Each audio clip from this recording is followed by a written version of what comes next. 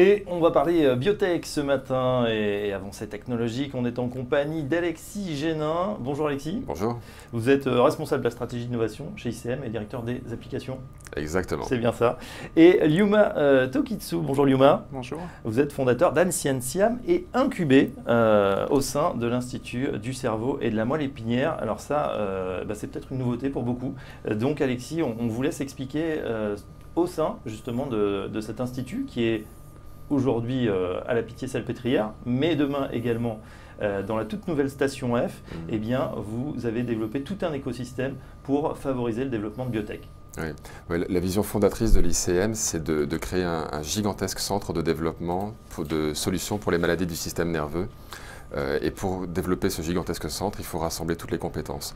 Des chercheurs, plus de 700 dans le bâtiment, des médecins, plus de 250, et des entrepreneurs. Donc c'est 150 start-upers aujourd'hui qui se développent avec nous pour créer la médecine de demain. 150 start-upers, c'est ça, à l'intérieur du bâtiment. Exactement. Et alors ce qui est très intéressant, c'est que finalement ils ont tout à domicile, hein, c'est-à-dire on va le voir dans un instant de manière pratique avec Lyuma, mais on a les patients, les médecins, les chercheurs, et, puis aussi des collègues dont on peut s'inspirer.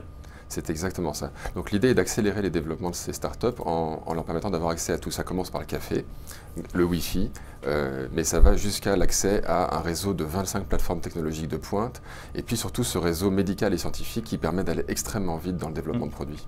Voilà, donc l'ICM, on connaît peut-être, puisque certains financent évidemment des campagnes de dons. Je crois que c'est le financement de l'ICM, c'est quoi aujourd'hui? Moitié public, moitié… Alors la moitié du financement de l'ICM est permis par des dons venant du grand public. Et le grand public attend justement qu'il y ait ces nouveaux produits qui soient livrés aux malades. Et c'est ce qu'on essaie de faire le plus rapidement possible. Bien sûr, on rappelle les pathologies que vous suivez et qu'on essaye d'adresser. Alzheimer, bien sûr, mais aussi… Parkinson, sclérose en plaques, épilepsie, dépression, tumeur cérébrale, maladie rare cérébrale. Ça touche évidemment des centaines de milliers, voire des millions de patients aujourd'hui. Lyuma Tokitsu, on parle d'Ancientiam, justement, vous faites partie, vous êtes incubé au sein de l'ICM. Comment a commencé l'aventure Ancientiam ? Alors effectivement, Ancientiam a été créé à l'Institut du cerveau et de la moelle épinière, au cœur de l'hôpital de la Pitié-Salpêtrière. Et le projet a été créé par… en fait, la société a été créée en réponse à un besoin exprimé par les médecins et chercheurs de la Pitié qui cherchaient à suivre les patients entre les consultations, c'est-à-dire à suivre l'évolution de la maladie dans la vie réelle et en temps réel. Voilà. Et donc, il fallait une solution qui permette de suivre, en dehors des consultations, en fait, comment ça se passe une fois que la personne, le patient, rentre chez lui. Ça manquait.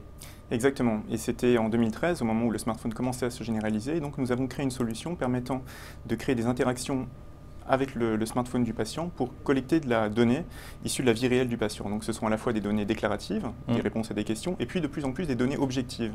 Vous connaissez les tests de vision ou les tests de mémoire. Eh bien, en développant ce type de tests, on arrive à faire des mesures et à tester les capacités cognitives, la dextérité, ou en utilisant les capteurs du téléphone, parce que vous savez qu'on a un accéléromètre, un gyroscope, un GPS dans un téléphone, on peut aller beaucoup plus loin et faire des mesures de la motricité fine à travers des exercices de marche et ainsi de suite. Et donc c'est en partant de cette base que Ancientiam, aujourd'hui, après plusieurs années de R&D, développe des outils qui sont, par exemple dans le domaine de la sclérose en plaques, nous avons une solution qui permet au patient de réaliser lui-même une évaluation de sa maladie avec son propre smartphone, là où jusqu'à présent il devait aller à l'hôpital et faire cette évaluation par du personnel hospitalier. Et on prouve dans une étude clinique l'équivalence entre le score généré par notre application et le score généré à l'hôpital de manière plus classique. Ça se fait dans un essai clinique. Aujourd'hui, on démarre une étude dans 10 hôpitaux sur 220 patients, justement, pour prouver l'efficacité et la pertinence de ce score. Donc on développe ce type d'applications qui sont à la fois des applications de collecte de données, mais qui sont associées à des programmes de recherche visant à offrir un meilleur service aux patients en essayant de détecter plus tôt l'évolution de la maladie pour augmenter les chances du patient. Et bien sûr, c'était complètement impossible il y a encore quelques années avant le smartphone, c'est vrai. On parle beaucoup de santé connectée aujourd'hui, mais la santé connectée, c'est bien. Il faut trouver l'ensemble des applications qui vont nous permettre justement de faire progresser tout ça. Oui, exactement. On a des outils maintenant absolument formidables dans nos poches pour accompagner la santé et éviter d'aller trop souvent à l'hôpital. Le point important, c'est de développer des applications qui ne soient pas des gadgets, mais qui soient vraiment des solutions médicales et qui nous accompagnent au quotidien.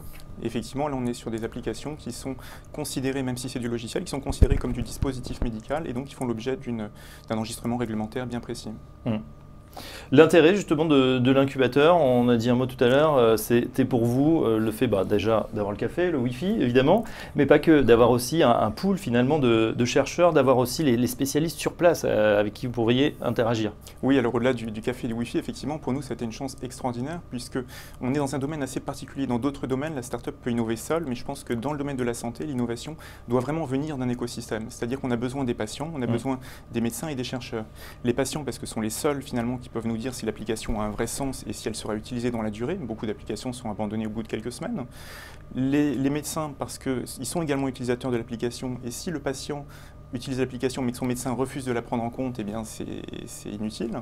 Et enfin, on est sur des domaines qui sont quand même extrêmement compliqués. On a besoin d'avoir les inputs, les informations des professeurs de neurologie les plus experts. On a constitué un comité scientifique qui regroupe 12 des plus grands spécialistes de la sclérose en plaques. Ouais. Effectivement, en arrivant à l'ICM, on a rencontré cet environnement extraordinaire dans lequel, il faut vous imaginer qu'on est au deuxième étage d'un grand bâtiment moderne magnifique. Dans tous les étages supérieurs, on a des chercheurs qui sont des sommités dans toutes les pathologies sur lesquelles on travaille. Au centre d'investigation clinique qui est à l'étage juste en dessous, on peut recevoir des patients. Donc finalement, et dans un environnement, dans un rayon de 200 mètres, on a toutes les pathologies, puisqu'on est au cœur du plus grand hôpital d'Europe. Donc pour nous, ça a été une chance extraordinaire. Et le rôle d'Atientiam, dans ces programmes d'innovation, c'est, je pense, de mobiliser cet écosystème et de créer une dynamique. Et on rencontre énormément de motivation. On a des patients qui sont extrêmement motivés, qui sont bénévoles et qui sont avec nous chaque semaine, justement, parce qu'ils croient dans le projet. On a des professeurs de médecine qui sont absolument brillants et qui sont avec nous au quotidien, qui nous encouragent. Donc c'est un environnement qui est extrêmement stimulant pour ce type d'innovation. Et voilà, on comprend mieux l'intérêt effectivement d'incuber toutes ces structures. Prochaine étape, on va y en parler dans une seconde, Lyuma Tokitsu et Alexis Génin, c'est le passage de l'ICM de la Pitié à la station F. Est-ce qu'on conserve les deux? Pourquoi ce changement? On voit ça dans une minute sur Téléfinance. À tout de suite.